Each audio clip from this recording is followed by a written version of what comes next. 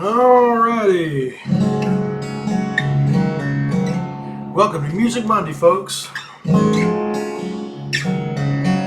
Today on the chopping block,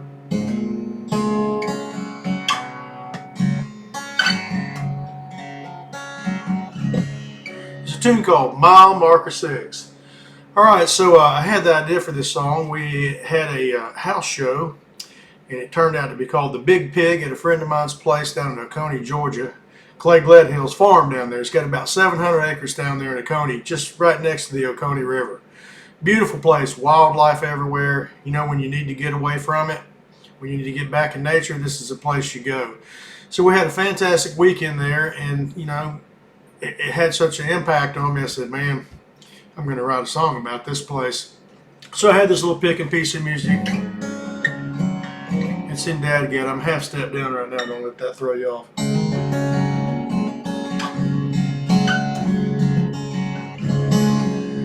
So the band had been playing at a place called the Society Garden in Macon, Georgia, sometime in June of that summer. I wrote this a couple of years ago, and I was heading back home again on the Fall Line Freeway. For some reason, I tend to write a lot of lyrics on that highway. I don't know why, but I do. Something about it.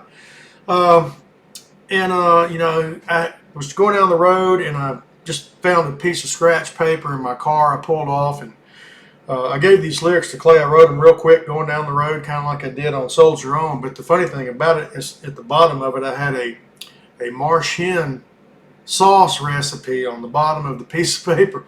And I just left it on there when I gave it to Clay to hang up in the cabin out there at mile marker 6. So the song comes from you would never know how to find this place on Highway 272 there off the Fall Line Freeway if you didn't know what mile marker it was.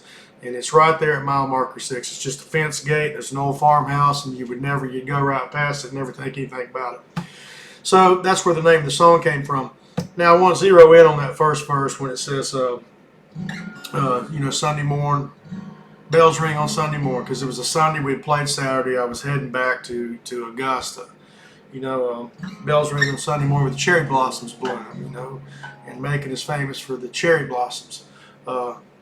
On some Fall Line Freeway, summertime in June. Tukalaka. Now this is kind of an interesting point here. There's a lake right outside in Ivy right there, right before you get to Clay's place. A little lake called Tukalaka. It's not very big, but the dam had broken on this particular summer, and the whole lake had gone dry. We didn't have much rain. So that whole second verse is just beautiful. It's tied into that whole scene. Tukalaka, she went dry, and the Georgia sun won't cry because it was so hot. Heart sink on Buffalo Creek, still no tears from the sky. Okay, Buffalo Creek runs right through Clay's property. It's a little creek stream that probably feeds back into the Oconee. And we were down there fishing for channel cat one day on his property, and he was telling me a story about his grandfather being baptized at this very spot right there on the river where we were standing. And I was like, wow, that's just, when he was a kid, it was just a memory he had. So that's where I got that whole inspiration from that line, heart sink on Buffalo Creek, when you're, his baptism was right there. Kind of a special moment, a special place, and it was. So mile marker 6 is a constant reminder that, sometimes we need to just unplug, detach, get back in nature, and just shut the hell up and be quiet and just sit there and take it all in. Einstein even said, if you want to understand the order of everything, look deep into nature. And, he was a genius. So I think he probably had that figured out. And Clay's place there is just one of those places that you can simply get on that porch, go all over the acreage, see all the wildlife, just be in it, leave it all behind, and kind of reconnect, recharge, and, find your balance and your place in this whole crazy thing called life.